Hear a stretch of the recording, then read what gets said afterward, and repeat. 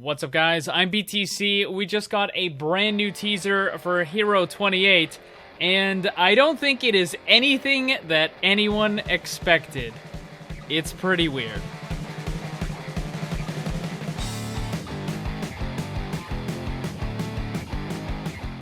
Alright guys, so I'm going to play the full teaser for you. It does have audio, so let's check it out.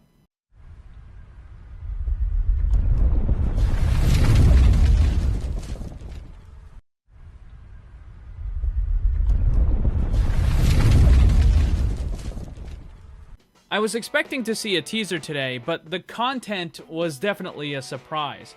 But it appears that Blizzard is hinting at one of the characters that is in the Junkertown arena. It is the current champion known as Wrecking Ball. So here you have a poster of the Wrecking Ball character. This is taken from Junkertown.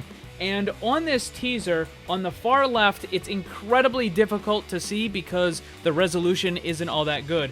But there is a little bit of a hidden poster under there on the left that is of Wrecking Ball. And of course you have the giant metal ball that's moving across the screen. Now, when you slow it down, you can clearly see there's a bunch of stuff going on here. So first, there's some lights, there seems to be some kind of a symbol on it, and of course, the Wrecking Ball itself is not a smooth surface. It's got all these different contours and different things, and it looks like there might actually be some kind of a plating system to it. And what I first thought of when I saw this was kind of like what an armadillo does. When it kind of rolls up into that ball, you have all these bands and plates that kind of connect to each other, and that's very much what it looks like to me. So I don't think that this character, if it is Wrecking Ball, is going to be in this ball shape all the time. I think there's going to be a normal kind of walking around version, and then one of its attacks is going to be to curl itself into a ball and kind of launch itself at whatever it happens to be trying to attack.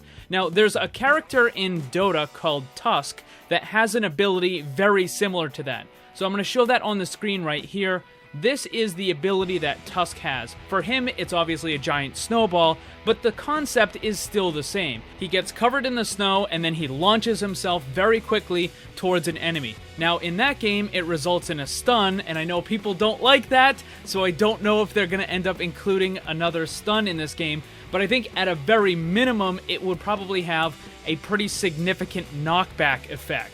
Or perhaps, rather than it being a normal ability, maybe it's the ultimate, where he curls up into the ball, he gets a huge buff to his damage resistance or his armor or whatever it happens to be, and then you can control the ball around the map just like you would a Riptire. But instead of dealing direct damage like the Riptire does, you would basically be slamming into the enemies and knocking them all over the place, kinda like what Winston does. The next question is, well, who is piloting this thing? And there's two choices that I can see. The first and most obvious one is going to be Hammond, because he's small enough to where he could definitely fit into this thing. Also, it has a striking resemblance to the little drawing that he has for his escape pod. So maybe when he used the escape pod to get back to Earth, it landed near Junkertown. He then kind of changed it and modified it in such a way where he actually took his own escape pod and made it into a battle mech that he uses in the Junkertown arena. The other option, which I think is a little bit less likely, would be maybe it's just an Omnic, and it has the transformation ability that the Bastions do, except instead of turning into the sentries and the tanks and stuff, it turns into this giant ball that it uses to move around with. But I think the Hammond theory has a lot more credibility to it. So I think my best guess would be it was Hammond who crash-landed in Junkertown, converted his escape pod into some kind of a mech, and that is what we're going to be getting. What do you guys think it's going to be? Let me know down below. Thanks for watching. Make sure to check out my Discord server. Follow me on Twitch and Twitter. The links for that stuff are down below. And remember, always blame the controller, because it's never your fault. Also, special thanks to all my Patreon supporters for helping to make this all possible.